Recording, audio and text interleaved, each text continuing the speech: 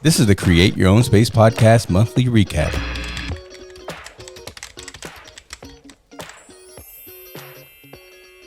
The first thing that I would like to talk about is our site survey. What are some of the things that you have to do to get ready for a site survey? So it's like, as I'm a customer, what are some of the things that I need to give to you so you're ready to do the site survey? Okay. Let me explain you how is the process from the moment the order has been passed on to the technical department, and how do we deal with those orders that we need to survey, basically. Right. So once the order has been passed on to the technical department, we will arrange for an interview. That will be like a phone interview. Right. And the idea of that interview is basically to try to gather all the relevant and useful information for us to be able to carry out the survey in a very efficient way. Right. So during that interview, we will ask our customers basically the status of the project, what they are expecting from us, and what they want to achieve with the project. Also, we will need to know if they have any special requirements or anything, Like special needs for that balcony. Yeah, that's it. Right. We will also ask for some pictures just to assess what kind of tools do we need to take on site for us to do a proper job. Right. Yeah. So when you say the status of the job, are you saying, whether it's in the beginning stages, middle stages, or towards the end? Is that what you're so basically what we need to understand and to make sure is that the project is ready for us to come and carry out the survey.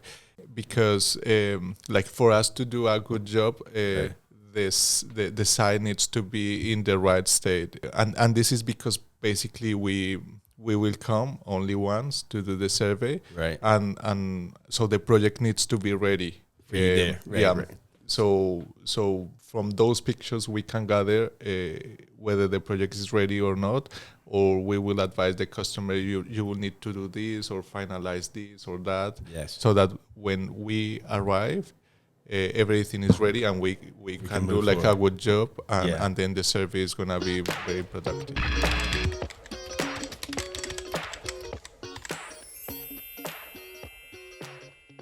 So with drainage of the system, so our system's got track that sit on the floor, and sometime you would want the water to evacuate away from that bottom track on the floor, and we do provide a spacer. That you can put like this one here. This little spacer here, a 5mm spacer that you can put underneath the track, and it will be located at every location of your fixing. So with this, would you go any higher than 5mm or any lower, or is 5mm, say, the max that you would go? Okay, so the standard system's got a particular height, depending on what system you're using it on. Now, what is happening is when you slot the 5mm spacer underneath the system, what you're doing is you're keeping the handrail at its normal location, but what you're doing, you're lifting the bottom rail up towards the handrail. Right. Now, the gap between these two is normally the glass. Now, while there is enough tolerance to accommodate a 5mm, probably up to you can double up on your 5mm and 10mm, but you are playing with your tolerance. So your existing tolerance will be a little bit restrained. Yeah, I got you. So the handrail will always stay the same, which is what, 1100. If we are talking about Aero for 1125 and Orbit is 1145. 1145. So those have to remain fixed. That remain fixed, and your bottom rail is moving up towards the handrail. Okay.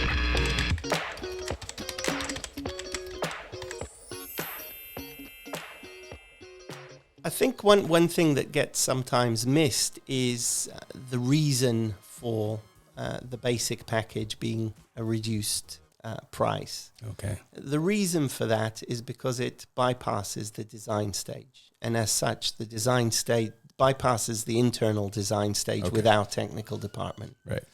And we have a group of people who've been working with us for many years and are experienced with the systems. And for them, they don't need to go through the same design process every time from scratch. Right. And this omission of the design process through our system gives us a benefit to the fact that they do that work. Right. Okay. And therefore, that's where the reduction is. And that attracts sometimes people who may not be 100% suited for this package. Right. Okay. They want to do it online by themselves. Because of the price. Exactly, Okay. because of the price. So what I'd like to say to those people is you certainly can do that. And there's no difference in the product that you'll get. But invest the time in, we have some online courses on how the basic design tool works. Right. If you invest the time and you learn the systems, then you can benefit from that as well. But probably the standard package or the premium is better for you. Okay.